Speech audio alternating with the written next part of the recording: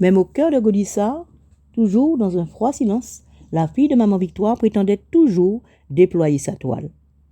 Un jour, en mon absence, la mère et la fille ont débarqué chez maman Marie-Rose dans l'intention de jeter mes livres dans une benne à ordures. Maman Victoire pensait ainsi me protéger. Sa fille, elle, profitait des incohérences de sa mère pour me poursuivre de sa haine tenace. Mises ensemble, les deux femmes formaient un curieux duo qui était des plus explosifs. Elles partageaient des idées bien arrêtées sur ce qui doit et ne doit pas se lire, et avaient jugé de l'indignité de mes livres à leur seul titre. Le deuxième sexe de Simone de Beauvoir leur semblait une orgie pornographique.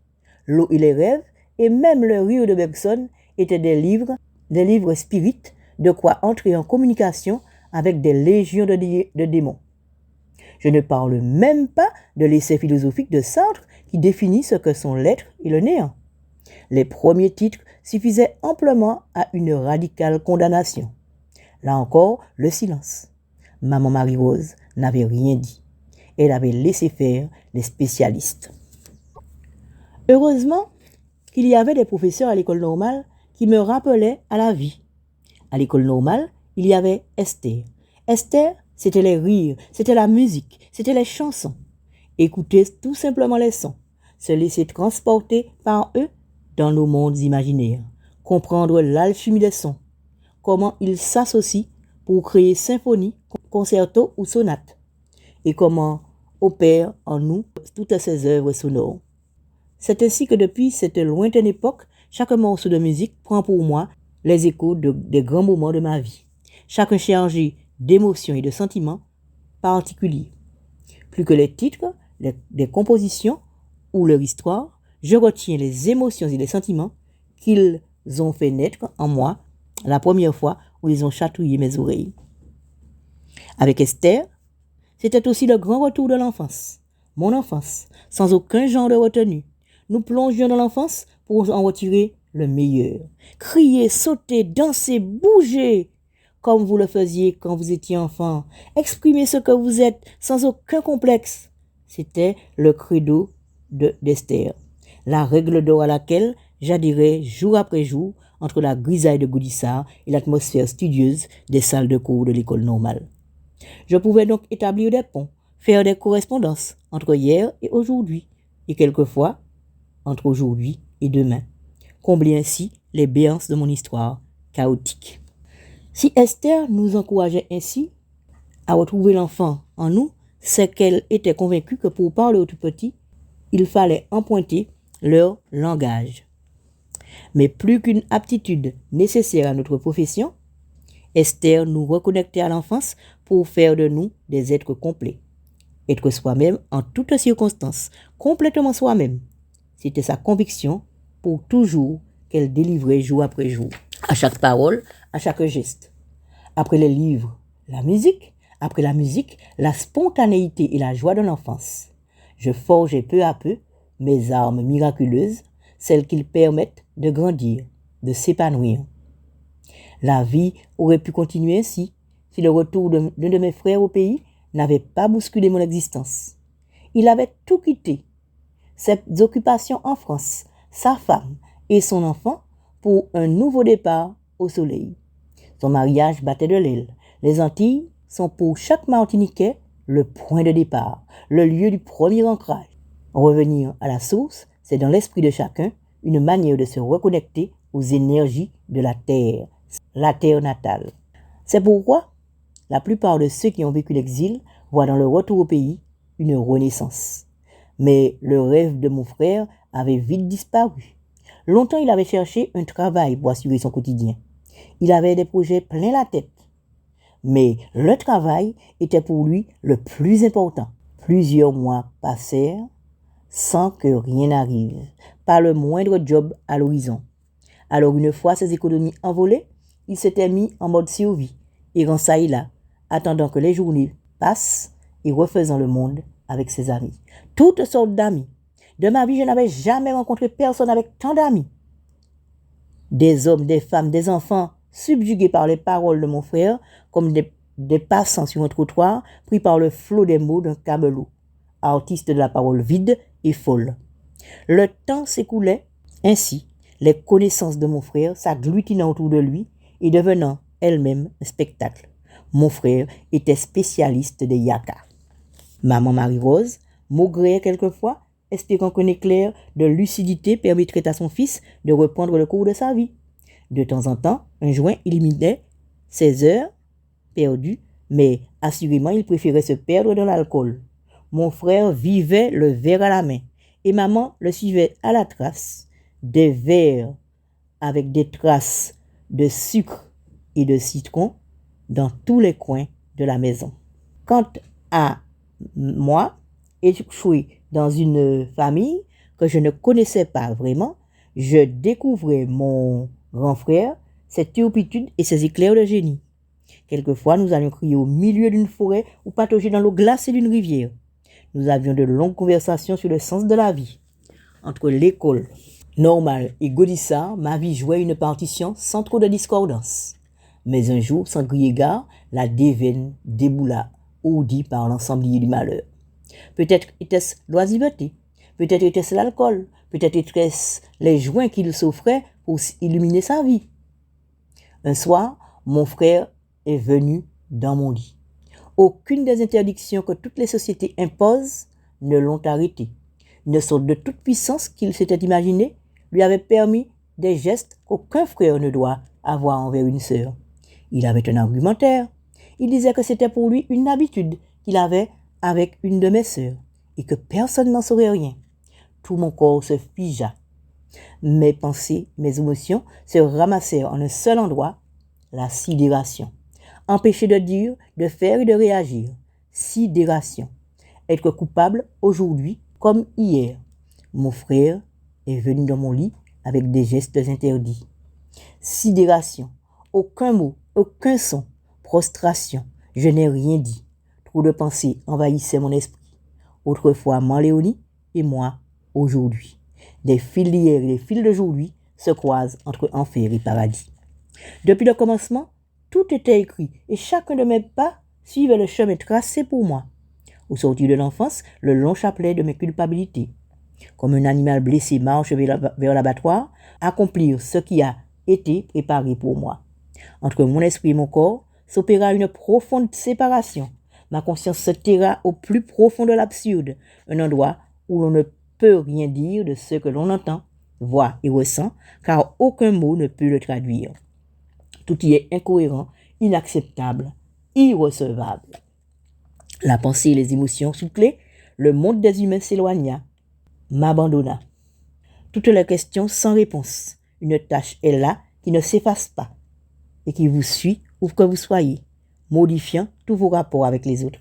Au travail, la tâche est là. En amour, la tâche est là. En amitié, la tâche est là. Devant Dieu, la tâche est là et ne s'efface pas. Elle est comme une couronne sur votre tête. Le présent et l'avenir sont pour vous placer sous le signe des ténèbres.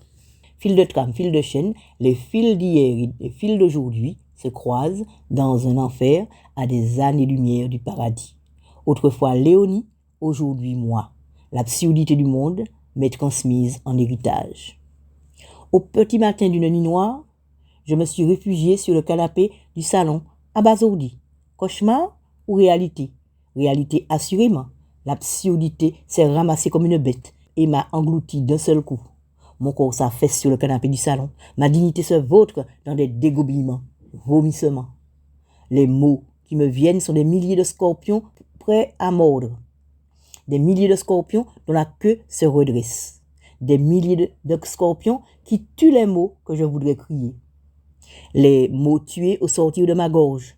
Je m'époumonne et j'étouffe dans le monde de ma colère. Ivre de colère au dedans et muette de stupeur au dehors. Hier soir, son frère est entré dans son lit. Des mots habillés de honte et de désespoir. Hier soir, son frère s'est trompé de lit. C'est aussi un rite martiniquais ancien et accepté. Une tradition qui se perpétue. Dans la lèpre de la banlieue fouillalaise, l'histoire se perpétue. Pour ajouter une touche d'absurdité au grand tableau de mes misères, peut-être pour se persuader lui-même que j'étais pour quelque chose dans ce qui s'était passé pendant la nuit bleue, Mon frère s'est gonflé d'une grande colère. Un soir, il était arrivé hanté par je ne sais quel diable et avait voulu me tuer. M'effacer, me tuer. Peut-être pour effacer sa propre culpabilité. Ma tête frappée contre un mur. Une course-poursuite s'était engagée dans tout l'appartement.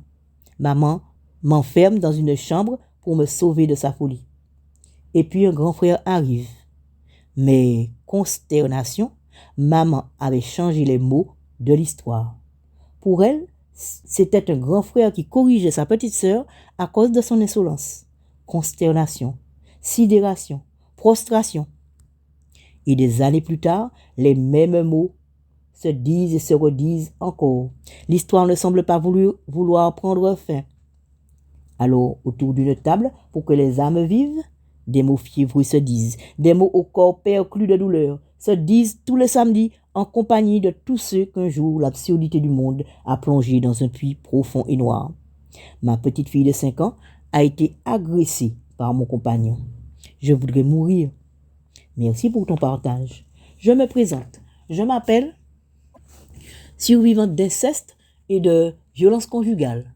Merci pour ton partage. Je suis celle qu'on prend et qu'on jette sans demander ni permission ni pardon. Une marchandise à l'étalage que l'on tâte, que l'on soupèse à volonté. L'emmerdouille à l'étable chinois. Merci pour ton partage. Le prêtre de la paroisse, mon oncle, m'a demandé de toucher son sexe. Maman ne le sait pas. Elle vénère son frère comme un roi. C'est à Dieu qu'il s'est donné corps et âme. Alléluia. Depuis, mes mains ne sont plus à moi. Je ne sais rien faire de mes 10 doigts. Merci pour ton partage. Hier ou avant-hier, je ne sais, mon frère est venu dans mon lit. Le temps s'est arrêté pour moi. Il semble qu'il a continué pour lui, allant et venant à ses affaires, entre les brumes d'alcool et la fumée de ganja. Moi, je ne suis plus moi-même. Je suis devenue une autre qui danse une danse folle. Pour tous ceux qui me considèrent, je suis une folle qui danse. C'est pourtant la danse hier mon frère. Mais c'est aussi ma danse, la seule danse que je sais danser. Merci pour ton partage. Ma parole ajoutée à toutes les paroles des 1001 victimes d'inceste emmurées dans des maudits pour que les âmes vivent, les paroles se libèrent. Elles explosent en 1001 salissures, vomissures. Les paroles sortent des bouches et tombent comme des fruits mûrs, des fruits trop mûrs, et s'étalent sur les tables d'un amer partage. Elles s'enlisent dans la boue des souvenirs cruels et disparaissent sous des monceaux de honte et de désespoir. Fil de trame, fil de chaîne, tisser les fils de ma vie. Les deux visages en vis-à-vis parlent, ils crient à l'unisson de ma propre voix. Indigo clair, indigo profond et outre noir. Les couleurs de la misère dégoulinent d'un grand tableau tout noir. Les bouches hurlent des mots de feu et de soufre, tout droit sorti de l'enfer. La bouche des femmes s'est distendue pour dire la démesure des mots. Mots saturés de fiel, plus de chaînes. Les femmes en vis-à-vis parlent, disent et signifient. Elles abolissent la pensée claire, la pensée fluide, plus de logique lumineuse. C'est une obscurité absurde qui m'envahit maintenant. On entre dans l'univers glauque des associations d'idées. Entre le monde et moi s'établissent des connivences. Idées qu'on ne peut pas tenir en bride, idées lâchées, déchaînées. Des années plus tard, l'angoisse d'une mort imminente arrive sans crier gare. Des années plus tard, un sentiment de culpabilité ressort sans qu'il ait reçu aucune invitation, régulièrement. Et c'est le monde qui se déforme sous la pression des mots, la nature qui prend des mimiques hostiles à chaque coup de vent dans la nuit. Arbre, branche, feuille, c'est moi l'arbre et c'est moi la feuille. Je suis la feuille d'un arbre maléfique et je tremble à chaque évocation de moi-même. Peur de mon propre regard, le moindre craquement de branche, le moindre coassement de crapaud. C'est le troupeau de mes peurs qui me parle. Et sur le dos des mornes, une dentelle de feuillage se détache en ombre chinoise et s'agite tel un épouvantail dans le vent. Pour échapper aux appels du végétal en deuil, j'accélère un pas qui ne bouge pas. Je suis cloué au sol, comme un oiseau sans ailes. Il faut attendre le malheur qui arrive, espérer qu'il passe vite, très vite. Et si d'aventure mes pas obéissent à ma volonté, c'est pour que je cours à toutes jambes dans la nuit, dans une forêt qui s'amuse de mes peurs. Hier soir, son frère est allé dans son lit. Des cailloux roulent sous mes pieds. Je bute contre les roches d'un sentier. Les ronces griffent mes jambes. Les mains des arbres m'agrippent, s'agrippent à mes jupes, lacèrent mes mollets. La terre prend vie sous mes pieds. Elle monte, elle descend, elle s'agite comme dans tous les sens, comme une chenille excentrique. Dans une forêt dense se trame un complot. On parle à demi-mot d'un secret. Un grand secret se dit, se parle, se crie. Hier soir, son frère est entré dans son lit. Des millions d'ailes frôlent ma peau. Elles tournoient autour de ma tête. Les feux des lucioles brillent dans la nuit comme des millions d'âmes aux abois. Les bambous craquent comme les os de toutes les femmes mortes qui vivent dans cette forêt bleue. Toutes celles qu'on a assassinées pendant une nuit bleue, bleu inceste. Vouloir bouger, rester figé, vouloir rêver, être nourri de cauchemars. Des cauchemars éveillés qui modifient tous mes vouloirs, font mes terreurs se retourner immanquablement contre moi. Eo ton timérouménos, être une autre que moi. Distiller dans le regard de ceux qui me voient la certitude que je ne suis que celle qu'ils entendent et voient. L'imitation de moi-même, borne infranchissable, absence d'horizon. À quoi bon se battre? On a étudié pour moi la question. Aucune solution. Dans la forêt de mon désespoir, de grands bambous répondent au sifflement des sauterelles. Ils chuchotent quelque chose que je suis la seule à entendre à l'oreille des cabribois. Hier soir, son frère est venu dans son lit. Le grand boucan d'un grand diable bleu emplit la campagne. Il pénètre jusqu'au fond de mes entrailles. Les arbres sont les amants de la terre. Ils plongent leurs racines dans sa chair. L'arbre est l'aliment de la terre. Elle se nourrit de sa chair. La nature crie des blasphèmes. Elle vomit des anathèmes au sein de la forêt dense. J'expire. Au sein de la forêt dense, je nais. Je nais diablesse au sable de chèvre. Être éminemment maléfique. Les diablesses font peur aux tout petits enfants. Comment me débarrasser de ma peau de diablesse repoussante? La forêt crie, je vocifère, je mugis, hennit, glapis, hurle, je brame, beugle, je couine et coasse. Dans la nuit, quand la forêt danse, je danse aussi. Je danse des danses frénétiques, je danse au cœur d'une forêt dense. Je danse, je vacille et je tombe, il ne me relève pas. Cloué au sol, oiseau sans envergure. Des vents violents improvisent des musiques de rébellion, courbent la taille des pousses les plus jeunes. Ne sont-elles pas des demoiselles qui remuent les reins comme des canailles au moindre vent? C'est une frénésie de danse au cœur de moi-même. Calenda endiablée, Gladia débridée, Belle dévergondée, toutes sortes de danses à désagrément s'enchaînent et se déchaînent. Elles délient les liens qui compriment le secret bleu. Hier soir, son frère est venu dans son lit. Dans la forêt dense, on danse une misère bleue. Et la peur et l'angoisse prennent corps et s'incarnent. Les choses autour de moi se forment et se transforment. Un orage vient d'éclater. Le tonnerre gronde. Ton frère, dans ton lit, quand bien même, on n'aurait pas envoyé ton frère en prison pour toi. Dans le ciel s'amoncellent des nuages noirs. Marche funèbre. Musique lugubre et solennelle. Un grand cyclone se prépare. On sonne un glas. Un gong résonne au fond de mon cœur. Ton frère, venu dans ton lit, est-ce que tu t'es regardé? Tu n'aurais pas pu intéresser ton frère. Un chien plus terrible que le chien qui garde les enfers est au milieu du salon chaque soir. Dans le salon où chaque soir, je cherche l'apaisement. Loin de la chambre, il aboie toute sa désapprobation. Ton frère est venu dans ton lit, vraiment? Qui a commencé? Ces choses-là n'arrivent pas sans raison. Tu les as souhaitées et organisées. Tu es un être méprisable, détestable. Le chien noir dard de ses yeux rouges sur ma honte.